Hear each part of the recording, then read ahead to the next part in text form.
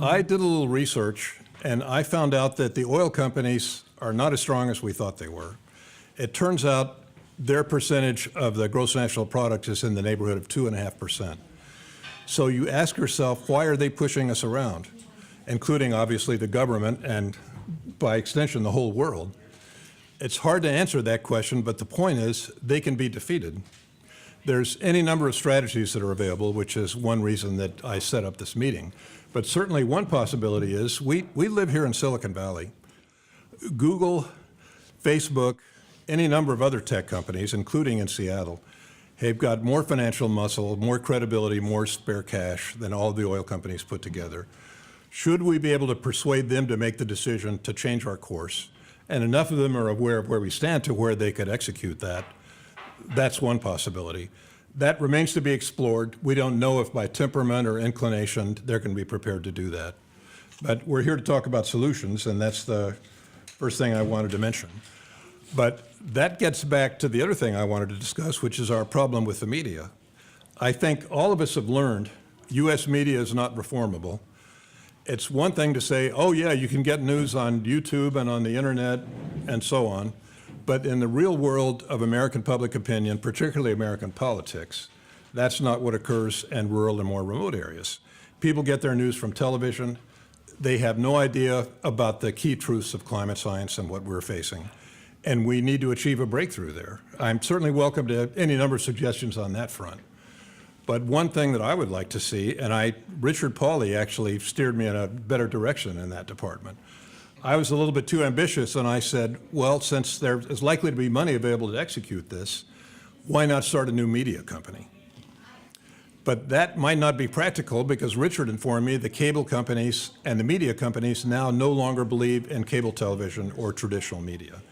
Given that we're in a transition period to YouTube and other platforms, it's a relatively economical opportunity for somebody with funds, commitment, and people like yourself to make it happen, to form a media company to communicate to the American public directly through YouTube, and a YouTube channel created where anybody can access it from their computer, including in the rural areas. So in 5 minutes or 4 minutes, obviously that's going to take some time to work out the bones of it, but I certainly welcome suggestions and details from everybody in the audience. The other thing I wanted to mention is we've seen what's happened when we've observed the political and economic forces that have taken control of this country. And we've discussed this among ourselves. Educated people are very aware of what's going on. But remember, Hitler only had 40% of the German public. Not even. Not even. Okay. So that being the case, we need to develop strategies to not only reach these people, but to target those who have been misleading them all this time. Obviously, that includes Koch Industries, ExxonMobil, their trade groups, who have been telling bald-faced lies and openly bribing politicians. People have a sense of that, which is why they went for what they saw at the time was a different kind of candidate than Trump, and for that matter, Bernie Sanders. But we have failed in communicating that to them. It's not the people in this room's responsibility. But we're certainly open to any kinds of suggestions or input from other sources, which I think are likely to come out of this meeting. But one thing that's been my hobby horse for quite a while, Randy Hayes is one of my oldest and dearest friends who started Rainforest Action Network.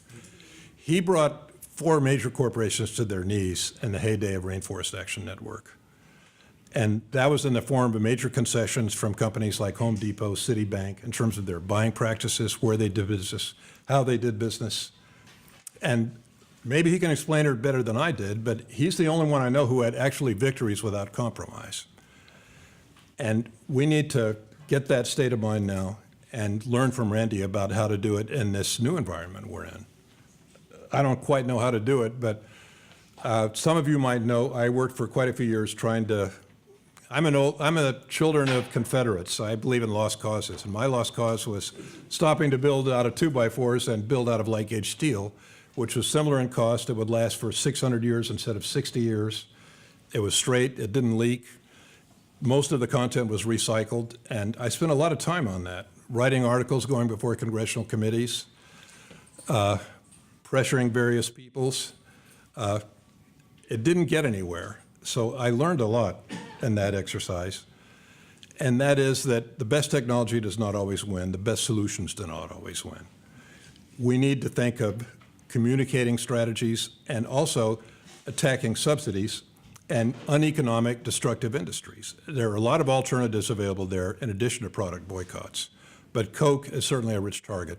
They have a division called Georgia Pacific, which is similar to their fossil fuel operations in that they pollute streams and rivers habitually.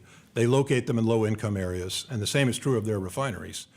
They're essentially a criminal organization, and it would not be that difficult with a strong media campaign to call them to account and say, maybe we shouldn't buy that fluffy toilet paper that comes from the northern boreal forest of Canada, mostly old growth.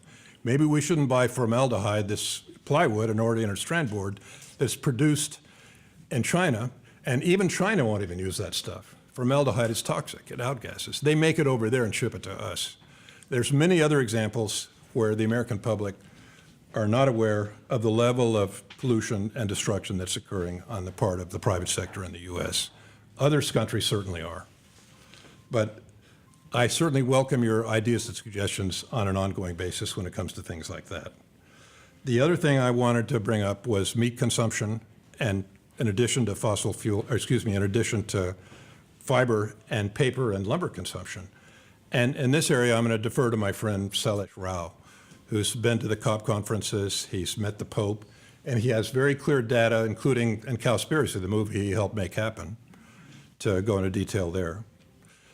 So I'm done, and I look forward to hearing the next speaker.